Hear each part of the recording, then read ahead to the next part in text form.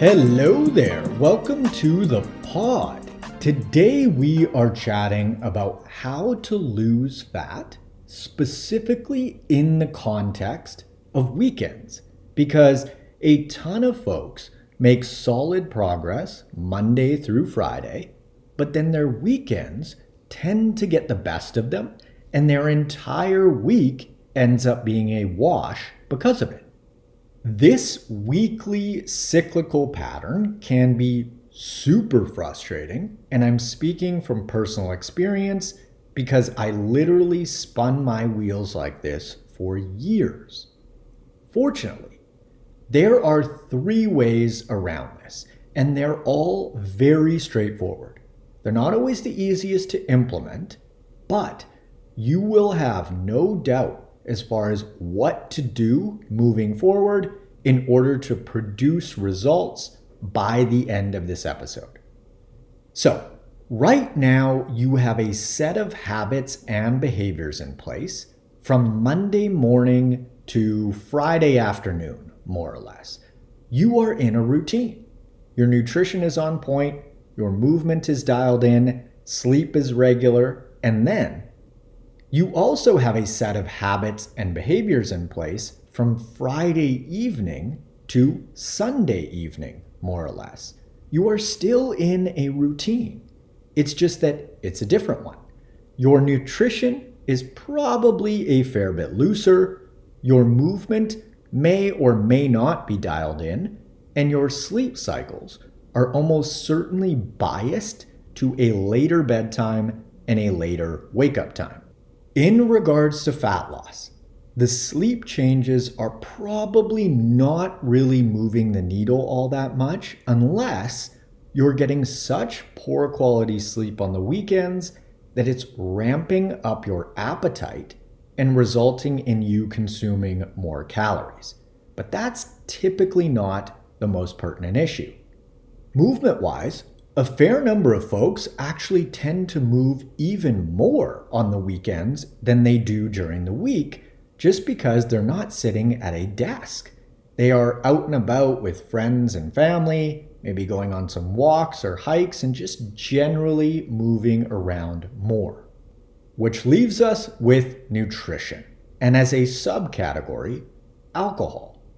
Nutrition is without a doubt where we want to focus because when it comes to fat loss, it is the most important input by far. It can make or break your progress. You've likely heard that you can't out-train a bad diet. That is true. That abs are made in the kitchen. That's also true. And so let's dig further into the nutrition piece. So like we mentioned, you have a set of eating habits and behaviors that you're engaging in Monday through Friday afternoonish that are yielding you results. And then you have a different set of nutrition habits that you're engaging in Friday evening through Sunday that are essentially erasing those results. If you are tracking your scale weight, which I would absolutely recommend, especially when your goal is fat loss, you're probably noticing that you are the lightest on Friday morning and the heaviest on Sunday or Monday morning. And this makes perfect sense given this pattern. So the question becomes, how do we not just lose and gain the same 2 to 4 pounds, let's say, each week and actually make big picture progress? We have 3 options on the table. You can keep your nutrition the same as it is now during the week, and you can tighten things up over the weekend, or you can tighten things up during the week even more and keep your weekends the same as they are now, or you can tighten things up during the week a little bit and over the weekend a little bit. It's identical to a budget in the sense that in order to save money, we need to reduce spending somewhere. It doesn't matter where, we just need to do it. And so the next question becomes, which option should you go with?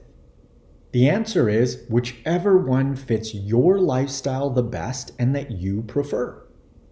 Now, how do you know if the approach that you choose to take is working? Super simple stuff. You track your weight, and as long as it's trending down week after week, it's working. For example, if you're 180 pounds today, and then you're 178 pounds a week from today, and then you're 176 2 weeks from today, and so on, it is working. On the other hand, if you're 180 today, 181 next week, then back to 180 in 2 weeks from today, and so on, you are going in circles. Now, the most common pitfall in regards to this weekly pattern, whether you are choosing to tighten up your weekdays more, your weekends more, or a bit of both, if you justify more wiggle room at other times, you are going to shoot yourself in the foot.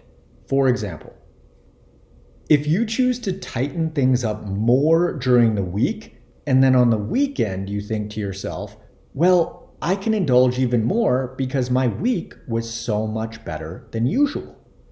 You are most likely just going to erase that difference that you had made and therefore end up in the same place again. The opposite is also true in the sense that if you choose to tighten up your weekends more, and then you justify more smaller indulgences during the week, that'll result in a wash as well. Something has to give, or in other words, you have to save money somewhere in order to get ahead. Again, it doesn't matter where. It just needs to happen in order to produce a different result. The scale is without a doubt the most reliable metric to track in order to assess progress. I also use weekly photos with my one-on-one coaching clients. However, it's very difficult to be objective with yourself, and photo assessment, believe it or not, is actually a skill. And so I'd recommend using the scale if you're doing this on your own.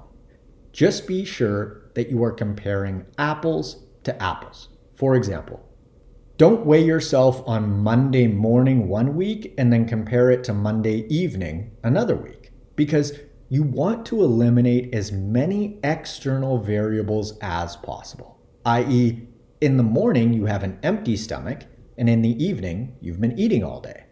If you choose to weigh yourself every day, that's totally cool too. Again, just make sure that it's under the same conditions, i.e., first thing in the morning, ideally after you hit the bathroom, and before you've eaten or drank anything.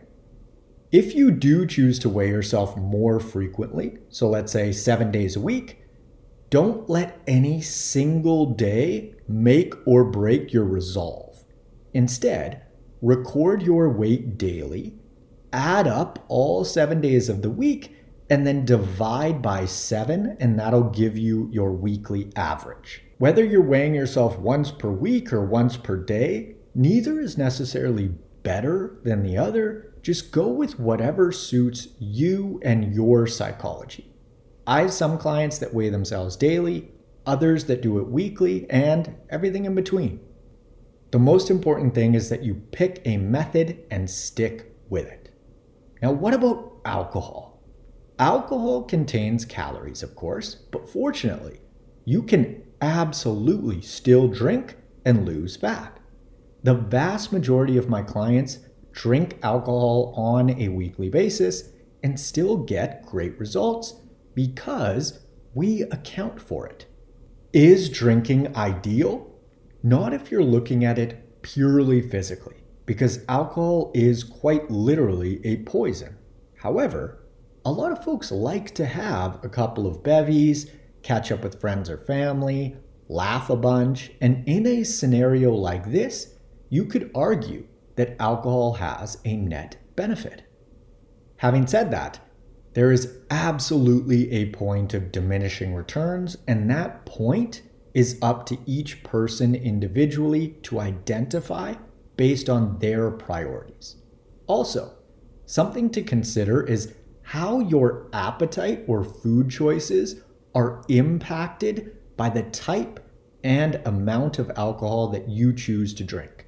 For example, if you drink 3 glasses of wine, your appetite spikes as a result, and all you want to do is crush a bunch of snacks and the entire charcuterie board. But if you drink 3 beers, it fills you up and it actually blunts your appetite. That's something to consider. Also, if a specific type of booze has you feel especially hungover in comparison with another type of alcohol, and therefore your food and or movement decisions are extra impacted the following day, that's also something to keep in mind. As a whole, alcohol intake is a very personal thing, and in general, the more that you drink, the tighter that your nutrition is going to need to be, simply because alcohol contains calories. And so if you drink a bunch and you indulge in calorie-dense meals alongside the booze quite often, at that point, it just becomes very difficult to maintain a calorie deficit with so many quote-unquote empty calories in the mix. Now, whether you choose to tighten up your nutrition during the week, on the weekends, or a blend of both, if you are not seeing progress on the scale every 7 to 14 days, even if you quote-unquote feel like you made changes, you didn't. And I say that with love because I used to deceive myself in regards to this all the time. And the truth is, the body never lies. And so if you've made legitimate changes, you will see them reflected on the scale. And lastly, something that I've examined a lot myself and that I often encourage my clients to look at is how they define enjoyment. For years, I didn't even really know how to enjoy myself without copious amounts of alcohol and or funky food. And so I think that it's worth reflecting on what enjoying your weekends truly means to you. And there is no right or wrong answer here. To each their own. I just found it helpful to contemplate, and you might too. If you're interested in applying for one-on-one nutritional coaching and or workout design with me, you can click the link in the description below or head on over to n1fitness.com/coaching. If you're finding this info helpful and you'd like to, feel free to leave the pod a review on your favorite podcast platform. And you can follow me on Instagram at N1Fitness. On TikTok, I'm at the N1Fitness. And on YouTube, I am at MarcusSadu/N1Fitness. If you'd like to stay up to date on the newest episode releases, you can hit the subscribe button. Thanks for tuning in. I hope that you found this episode useful, and I will catch you on the next one. See ya.